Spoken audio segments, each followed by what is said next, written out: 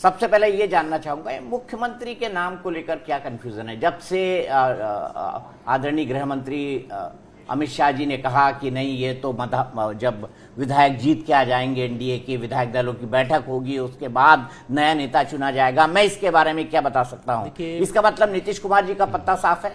महागठबंधन निराशा के गर्त में डूब चुका है। बिहार की जनता का जो फीडबैक है, जो भी उनके पास नेटवर्क होगा, उससे उनको पता चल चुका है फिर एक बार बिहार में एनडीए की श्री नीतीश जी के नेतृत्व में सरकार बनने जा रही है। तो यह अफवाह फैलाने का काम महागठबंधन यानी राष्ट्रीय जनता दल और कांग्रेस पार्टी कर रही है, लेकिन इनके इस अफवाह में दम नहीं है। श्री नीतीश कुमार जी मुख्यमंत्री थे, हैं और 14 नवंबर के बाद फिर वह मुख्यमंत्री होंगे। इसको लेकर कन्फ्यूजन, एनडीए में कोई कन्फ्यूजन नहीं है, कोई भ्रम नहीं है, जनता में कोई भ्रम नहीं है।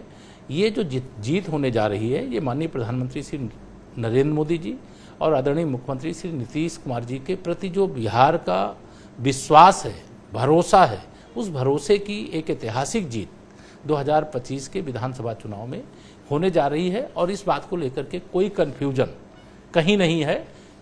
भ्रमित हैं अगर कोई या भ्रम फैलाने की कोशिश कोई कर रहे हैं, तो जो चुनाव में मुंगेरी लाल के हसीन सपने देख रहे थे कि हम इस बार बिहार की सत्ता पर कब्जा करके फिर बिहार को लूटने का काम करेंगे, बिहार को जंगल राज की ओर वापस ले जाने का काम करेंगे, वह इस प्रकार का दुष्प्रचार कर रहे हैं। लेकिन सबसे बड़ी बात, पहले उन्होंने ये बात कही एक कॉन्क्लेव के अंदर कि मुख्यमंत्री का फैसला विधायक करेंगे। फिर उन्होंने जो दूसरा बयान दिया उसमें कहा कि अभी तो वैकेंसी ही नहीं है। तो वैकेंसी तो 14 तारीख के बाद हो जाएगी ना। जब नई विधानसभा का गठन होगा तो नीतीश कुमार इस्तीफा देंगे और वैकेंसी बन जाएगी, तो बीजेपी के चीफ मिनिस्टर बनने का रास्ता ऐसे हालत में तो साफ हो सकता है। ये औपचारिकता जब भी विधानसभा चुनाव होते हैं, विधानसभा चुनाव के बाद सभी विधायक मिलकर के, एनडीए के जो सभी विधायक मिलकर के नेता का चुनाव करते हैं और वह जिनके नेतृत्व में हम चुनाव लड़ने वाले हैं उनको नेता चुनने वाले हैं। इस बात पर सर्वसम्मति है, इस बात को लेकर के कोई कन्फ्यूजन नहीं है।